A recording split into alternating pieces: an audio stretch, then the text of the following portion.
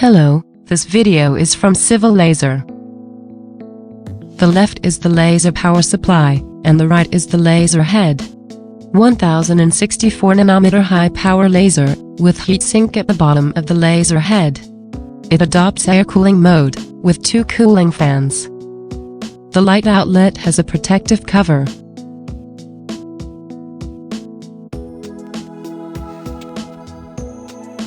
The connector connecting the laser head to the power supply has a protective cover. When installing the laser, it needs to be unscrewed first.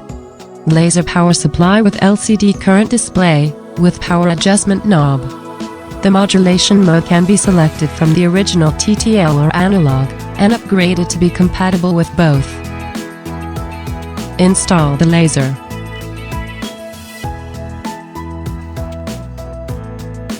Connect the laser head to the laser power supply. Remove the protection wire from the data cable interface first. The connector should be aligned with the pattern of the card slot.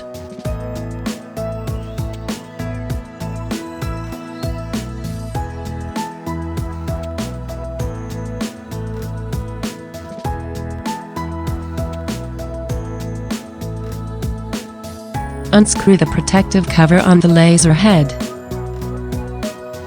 Boot test. The green button is the power switch. When the key is turned on, the laser starts to work.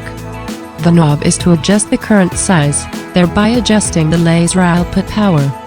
Preheat for 1 to 5 minutes, and the laser power reaches the maximum value.